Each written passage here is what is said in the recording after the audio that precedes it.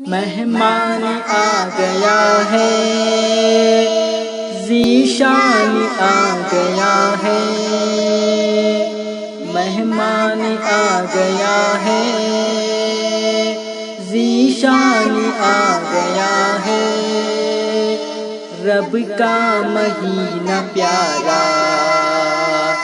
رمضان آ گیا ہے، رب کا مہینہ پیارا رمضان آ گیا ہے، مہمان آ گیا ہے، ذیشان آ گیا ہے، رمضان آ گیا ہے، رمضان آ گیا ہے۔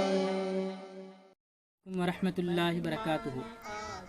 ایک بھائی نے چند سوالات ہم سے پوچھے ہیں، ہم ان سوالات کے مختصر جوابات دینے جا رہے ہیں۔ پہلا سوال یہ ہے کہ تراویح میں ثنا اور تہجد کا پڑھنا کیا فرض ہے یا سنت ہے؟ جواب سنیے کہ چاہے تراویح کی نماز ہو، چاہے فرض نماز ہو، چاہے کوئی بھی نماز کیوں نہ ہو، ان نمازوں میں وجہتو اور ثنا کا پڑھنا فرض نہیں ہے بلکہ سنت عمل ہے۔ پڑھیں گے تو ثواب ملے گا، نہیں پڑھیں گے تو ثواب نہیں ملے گا۔ اور دوسرا سوال، رکوع اور سجدے کی تسبیح ایک بار پڑھ سکتے ہیں کیا؟ اس کا جواب یہ کہ جی ہاں، رکوع اور سجدے کی تسبیح ایک بار پڑھ سکتے ہیں، لیکن احادیث میں رکوع اور سجدے کو لمبا کرنے کا ذکر آتا ہے، لہذا رکوع کے بعد رکوع کے مقابلے میں سجدہ لمبا ہو، اور جتنا لمبا سجدہ ہوگا اتنا جو ہے اللہ تعالیٰ کے نزدیک وہ بندہ محبوب ہوگا، اس لیے کہ اللہ تعالیٰ کو ساری نماز میں بندہ جب سجدے میں جاتا ہے تو ساری نماز میں اللہ تعالیٰ کو وہ سجدہ پسند آتا ہے، سب سے بڑا درجہ نماز میں سجدے کا ہے۔ اس لیے ہم کو چاہیے کہ ہم رکوع اور سجدے میں کہ انسان اللہ کے سامنے جھکتا ہے، اپنے آپ کو چھوٹا کرتا ہے، تو اس عمل کو تھوڑا لمبا کریں۔ اگر کوئی شخص ایک بار تسبیح پڑھتا ہے تب بھی ٹھیک ہے، پڑھ سکتا ہے۔ تیسرا سوال، اعتدال کی دعا صرف یعنی بتا رہے ہیں کہ صرف تھوڑی سی پڑھ سکتے ہیں، یعنی ربنا ولک الحمد تک پڑھ سکتے ہیں؟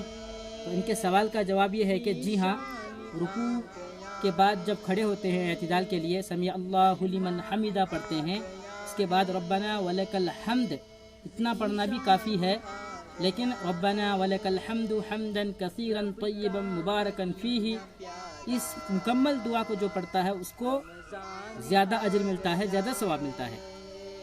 اگلا سوال یہ ہے ان کا کہ جلسے کی دعا پوری پڑھنی چاہیے؟ تو جواب یہ ہے کہ جلسے کی دعا پوری پڑھنی چاہیے، اس میں زیادہ ثواب ہے۔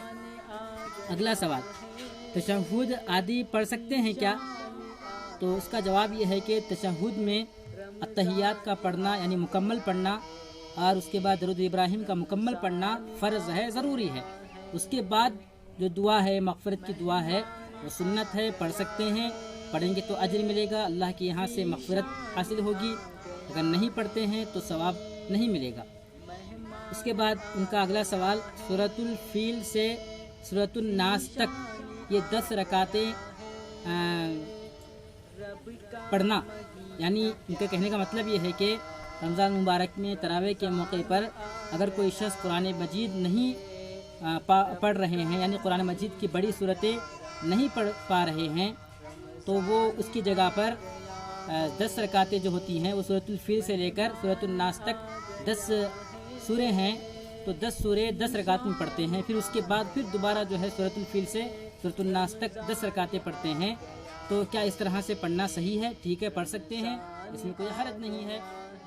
اور ٹھیک ہے، سورۃ الفیل سے لے کر سورۃ الناس تک یہ 10 سورے ہیں، 10 سورتوں کو 10 رکعتوں میں پڑھ سکتے ہیں۔ اسی طرح سے پھر جب سورۃ الناس تک پہنچ جائے، 10 رکعتیں ہو جائے، اب اگلی جو بقیہ 10 رکعتیں ہیں ان 10 رکعتوں میں پھر سے وہ سورۃ الفیل سے لے کر سورۃ الناس تک صورتیں پڑھ سکتا ہے، اس میں کوئی حرج نہیں ہے۔